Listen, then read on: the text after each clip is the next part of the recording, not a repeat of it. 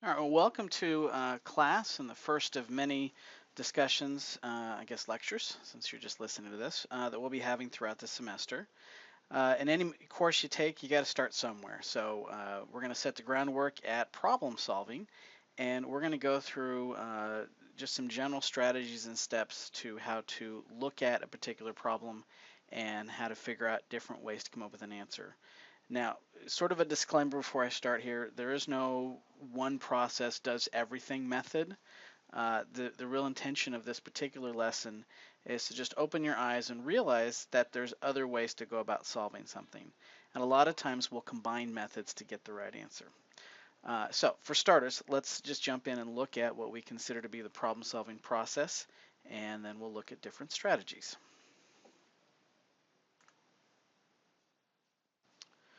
All right, I want to go back through this four-step problem solving process, and I want to revisit each of those stages and go more in depth about some questions or concerns that you should be able to answer, or at least think about as you're following this process. So again, the four general steps are understanding the problem, devising a plan, carrying out the plan, and looking back. Okay. Now, in understanding the problem, in order to claim that we fully understand it, we should be able to do a couple of things. So number one, we should be able to state the problem in our own words. If we can't re-explain what the problem is saying to us, we don't understand. In which case, reread the problem, rethink the problem. If there's a vocab word, go look up that definition. If there's some sort of number that doesn't make sense, go find out, go ask, go look around, go do something so that we can be able to re-explain this in our own words. Identify what we're trying to find or do. Again, if we understand it, we should know what the goal is. And in the problem, there's going to be stuff we don't know, and there's going to be stuff we do know. So we should be able to identify the knowns and unknowns.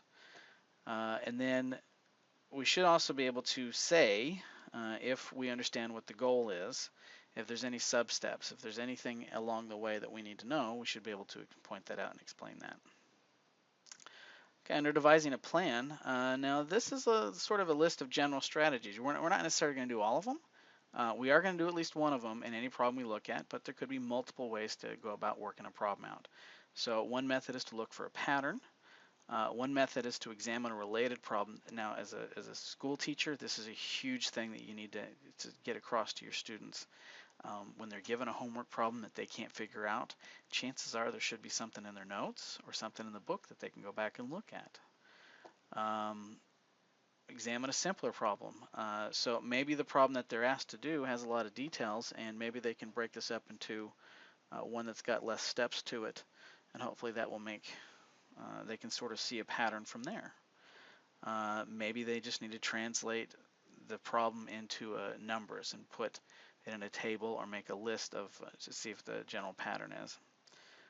Maybe there's several stages and they just need to identify what the stages are and then attack each stage separately. Maybe they just need to draw a picture. Sometimes seeing what the problem is trying to get us to say helps us understand where to head to get the answer. Guess and check. I always get a kick out of this one when I taught younger grades. To hear students, well, I got my answer right because I guessed it. I'm like, no, if you guessed it, you'd have like fractions and decimals and random. What you made is you made an intelligent guess.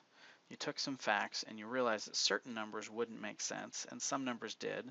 And so of the ones that did, you picked one of them and it happened to work. Or that's why you're asking me, is because you hope I'm going to say it worked. Working backwards, that's another huge skill as a teacher that we need to get across to our students. A lot of books have answers in the back, and that's actually a skill to use an answer to work backwards to see, well, I should have gotten 5, I didn't. How do I get the 5? And from there they can kind of see what the steps are. Write an equation. So if we can generalize our solution to not just the one detailed answer they're looking for, but maybe a general case or the end case, we have a stronger understanding of what that is. Under carry out the plan, Now that we've sort of figured out a strategy to try, we just need to do it. If we're drawing a diagram, we need to go through and draw the diagram and label and model and follow through on the strategy that we picked. Precision in language. Oh goodness, this is a huge one. And especially this is one for the elementary school teachers, which is, target audience for this course. But language is a big deal at any stage, being able to explain oneself. And as an elementary school teacher, you have the burden of setting the stage. So what happens if the teacher doesn't care or show the details of what they're trying to say, and they sort of fluff off the language and don't really use the right words? What are the kids going to learn, right? You're the one that sets the example for the student and lets them see that, no, this is serious stuff, and you expect them to say proper things so that when they go to further grades, they have that same passion, and it's not, you haven't hurt them down the road. The idea.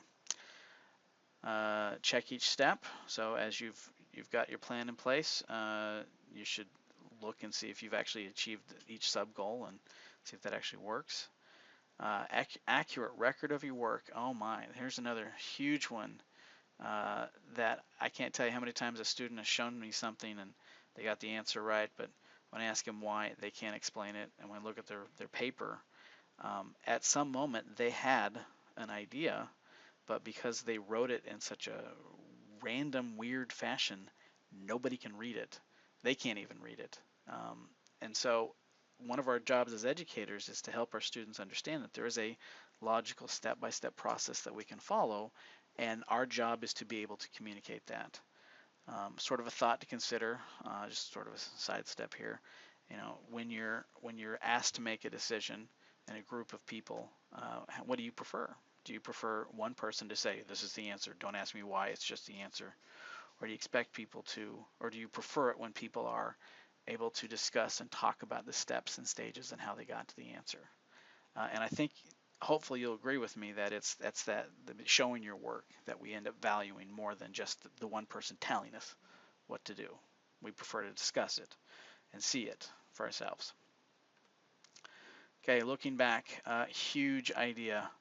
Can't tell you how many times the student's excited they got an answer and wasn't the answer wasn't to the question that I asked. It was to a question that they came up with. So it's always a good idea. Always a good idea to go back and say, does this answer fit with what the original question is? Is it, if I put it in context, interpret? I might have gotten 15 feet per second, but the question is asking for miles per hour. I got an answer, but I just didn't I didn't go as far as they wanted me to go.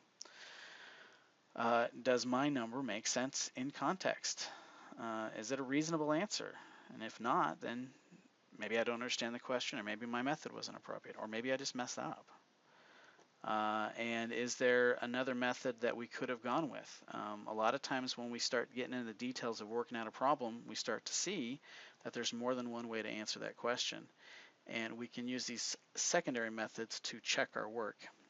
And this gives us confidence that we actually do know what we're doing.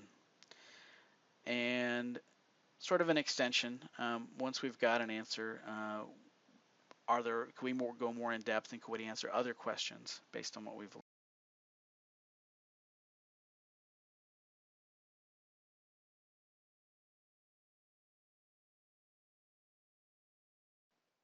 Okay, so the next part of our lesson that we're going to look at are different strategies for solving problems. So kind of going back to that second stage about devising a plan, we're going to look at different examples of each of these different strategies. And I'm going to warn you ahead of time, there's not one right way to do it. But these are just different ideas, and I'm going to model for you just so you can kind of see, okay, this is what we're doing.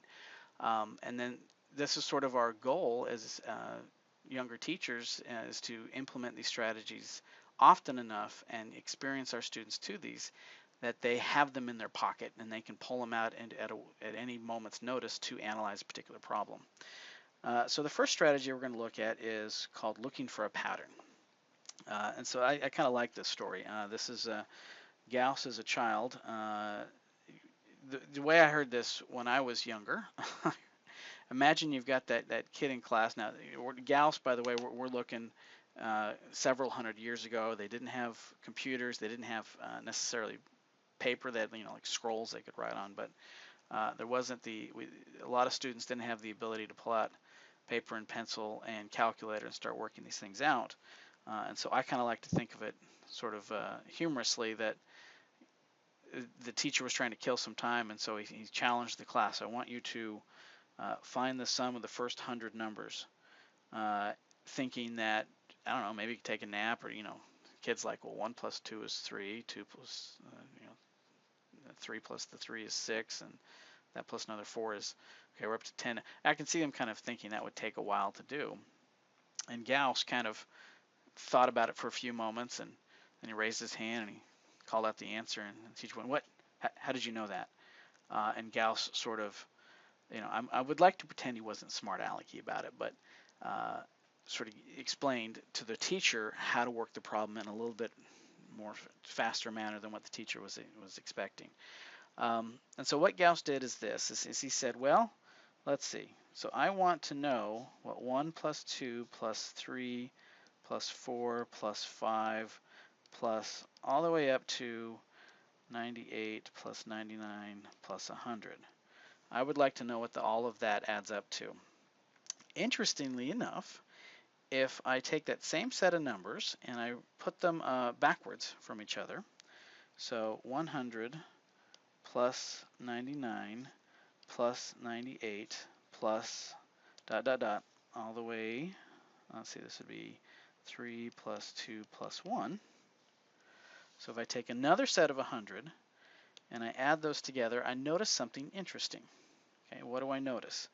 Well, 1 plus 100 is 101, and 2 plus 99 is 101, and 3 plus 98, yeah, you guessed it, is 101, and I go all the way down, okay, I have 101 for each of these sums, okay. Well, how many 101s are there, right? I added up 100 of them. I noticed I got 100 101s. So there we go. I have 100 times 101. And keep in mind, I added the 1 to 100 twice. So this is twice the sum that I want. Okay.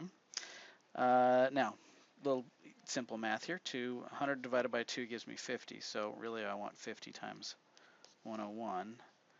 And we can do that pretty quick in our head.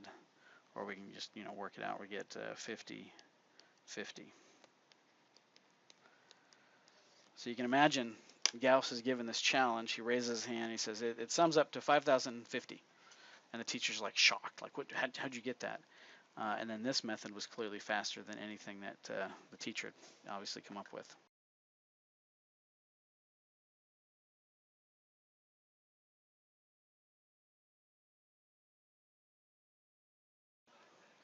Okay, so another strategy we'll look at is called examiner-related problem.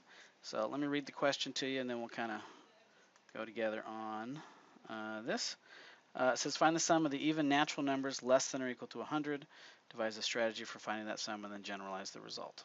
Okay, so let's make sure we understand what we're being told. We are finding the sum. Sum means we're going to be adding a series of numbers. The even natural. Well, even, let's see, 2, 4, 6, 8, those are all even. Natural numbers, we might not be, it's a number that shows up a lot throughout our educational career.